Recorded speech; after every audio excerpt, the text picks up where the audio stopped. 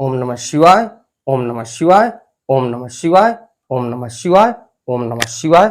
आइए आपको फिर पुनः ले चलते हैं भोलेनाथ के श्री शिव महापुराण की कथा रुद्र संहिता के सृष्टि खंड के अथ षोडशो अध्याय यानी 16वें अध्याय में, जिसमें आपको मिलेगा ब्रह्मा जी की संतानों का वर्णन तथा सती और शिव की महत्ता का प्रतिपादन।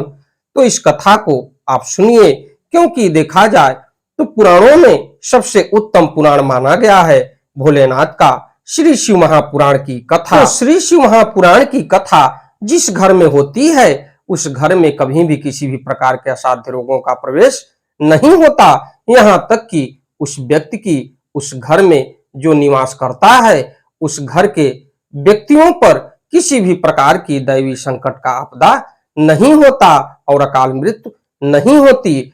तो इससे पहले विघ्नों को हरने वाले भगवान गणेश और विद्या की प्रदायिनी मां सरस्वती के श्री चरणों में शीश नवाते हुए विनम्र निवेदन करूंगा कि हमारे देश संसार में जहां भी भोलेनाथ के श्री शिव महापुराण की कथा हो रही हो उसे संपन्न करने में अपना पूर्ण योगदान दें। उसके साथ साथ हमारे ऊपर भी अपनी कृपा बनाए रखें कि मैं अपने मुखार बिंदु से भोलेनाथ के श्री शिव महापुराण की कथा को जो भी शिव भक्त प्रेमी हैं उनके तक पहुंचाने का पूर्ण प्रयास करूं और वो इस कथा को सुन के अपने पुण्य के भागी बने।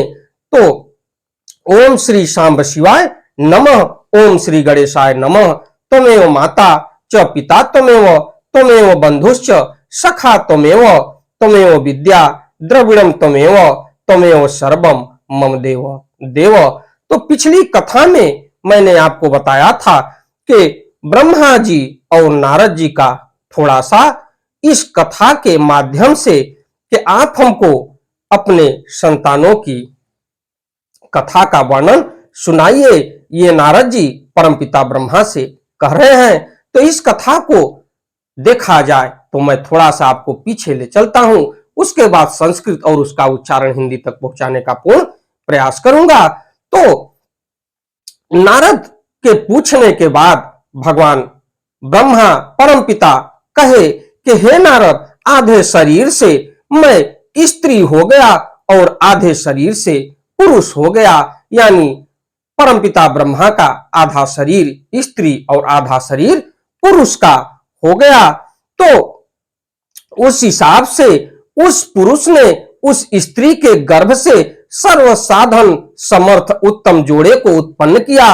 उस जोड़े में जो पुरुष था वही स्वयंभू मनु के नाम से प्रसिद्ध हुआ और स्वयंभू मनु उच्च कोट के साधक हुए तथा जो स्त्री थी वह शतरूपा कहलाई।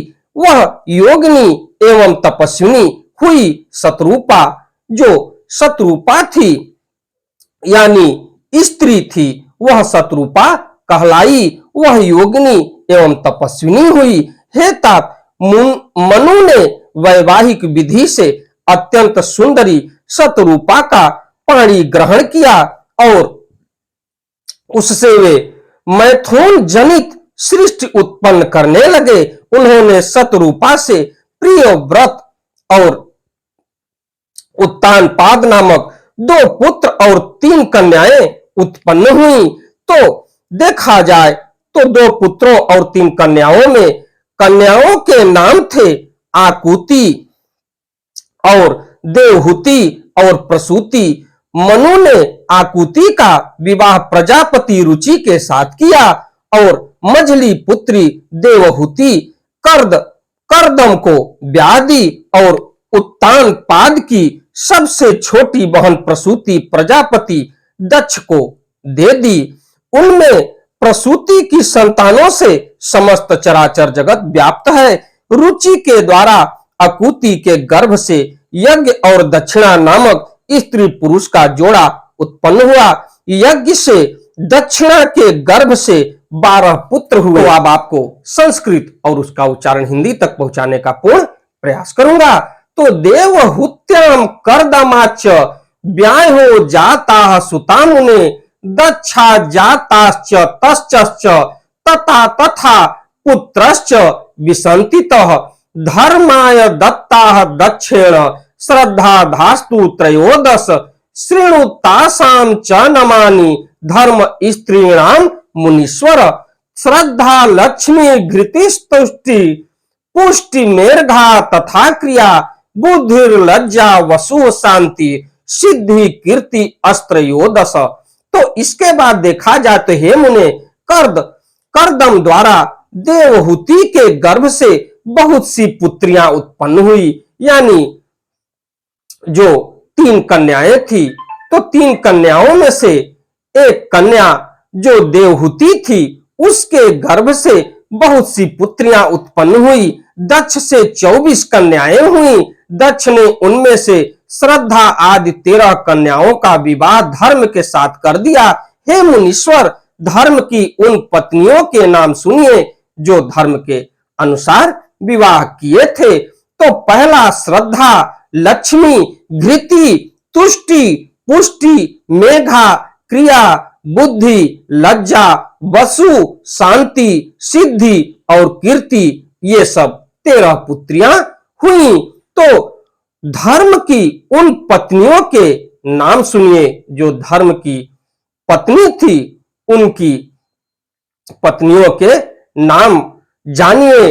तो इसके बाद ताभ्याम शिष्टा यवीयस्य एकादश सुलोचना ख्याति सत्यथ संभूति स्मृति प्रीति क्षमा तथा सन्नित्यश्चा नुरूपा च ऊर्जा स्वाहा स्वधा तथा भृगु भर्गो मरीचिश्च तथा चैवांगिरामुनि पुलस्त्य पुलहश्चैव क्रतुश्चर्षिव रस्तथा अत्रिर्वशिष्टो वहिश्च पितरश्च यथाक्रमम् ख्यातास्ता जगृहौ कन्या भृगुवाद्याः साधकावराः ततः सम्पूरितं सर्वं त्रैलोक्यं सचराचरम् एवं कर्मानुरूपेण प्राणी नामंबिकापतेः आज्ञया बहवो जाता असंख्याता दिजर्भसा।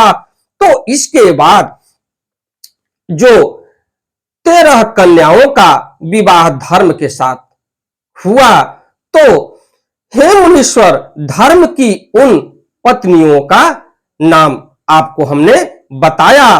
तो इनमें से छोटी शेष 11 सुंदर नेत्रों वाली कन्याएं ख्याति सत्पथा संभूति स्मृति प्रीति क्षमा सन्नति अनुसुईया ऊर्जा स्वाहा तथा स्वधा थी। भृगु भव मरीचि मुनि अंगिरा पुलस्त पुलह मुनि श्रेष्ठ क्रतु अत्रि वशिष्ठ वही और पितरों ने क्रमशः इन ख्याति आदि कन्याओं का पाणी ग्रहण किया। भृगु आदि मुनि श्रेष्ठ साधक हैं। इनकी संतानों से समस्त त्रैलोक्य भरा हुआ है। तो उसके बाद देखा जाए तो ख्यातास्ता जागृह कन्या भृगवाद्याः साधकावराः ततः संपूरितं सर्वं त्रैलोक्यं सचराचरम् एवं कर्मानुरूपेण प्राणी नामंबिकापतेः आज्ञया बहो जाता असंख्याता द्विज सभा।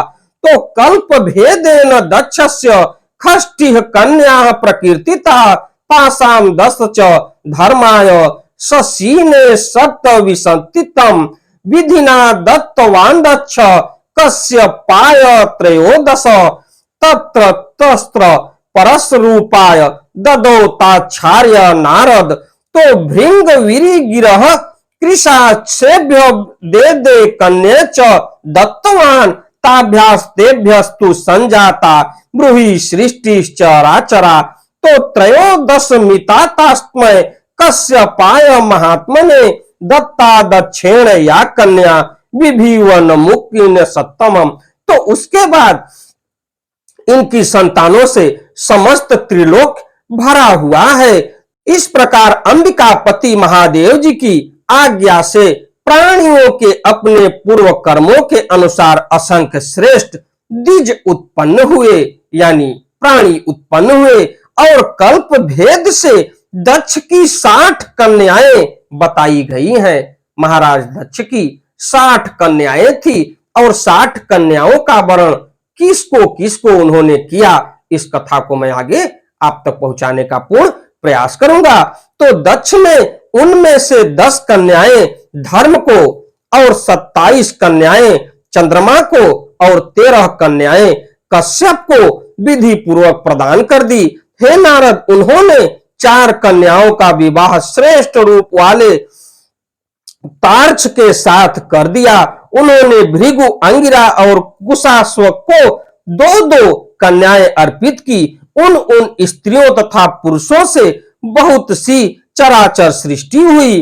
तो त्रयोदशमिता तास्मय कश्यपाय महात्मने दत्ता दक्षिण या कन्या विधिनो मुनि सत्तमम तासाम प्रसूति भीर्व्याप्तम त्रिलोक्यम सचराचरम स्थावरम जगमम चैव शून्यम नैव तु किंचन देवाश्च ऋषयश्चैव दैत्याश्चैव प्रजगिरे वृश्चाश्च परीडश्चैव सर्वे पर्वत विरुध दक्ष कन्या प्रसूतश्च व्याप्तमेवं चराचरम पातालत लमाराभ्यम सत्यलोका विधि ध्रुवम।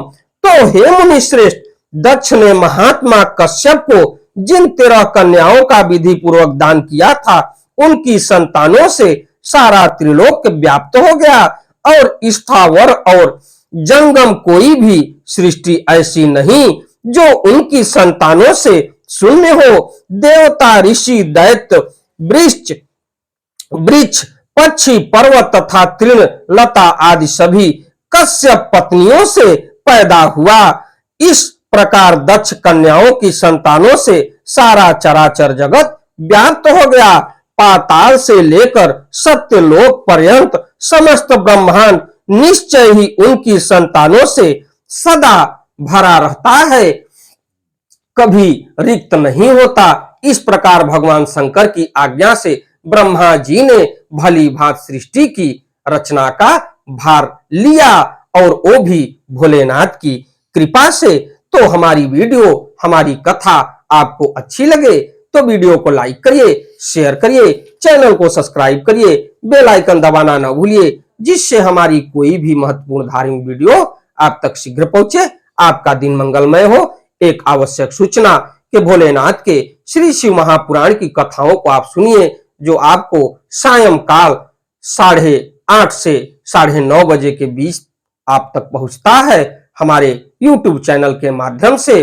और ब्रह्म मुहूर्त में देखा जाए तो प्रभु श्री राम के रामचरितमानस की कथा आप तक पहुंचती है, वो भी आप देखने का पूर्ण प्रयास करिए और अपना स्नेह और प्रेम हमको इसी तरीके से देते रहिए। और जहां तक हो सकेगा तहां तक मैं आपको ज्ञानवर्धक बातों को लेके आप तक पहुंचाने का पूर्ण प्रयास करूंगा, अपने वाणी के माध्यम से, अपने चैनल के माध्यम से। चलते चलते एक बार प्रेम से बोलिए श्री शिवाय नमस्तुभ्यम, श्री शिवाय नमस्तुभ्यम, श्री शिवाय नमस्तुभ्यम, श्री शिवाय नमस्तुभ्यम, श्री शिवाय नमस्तुभ्यम। धन्यवाद।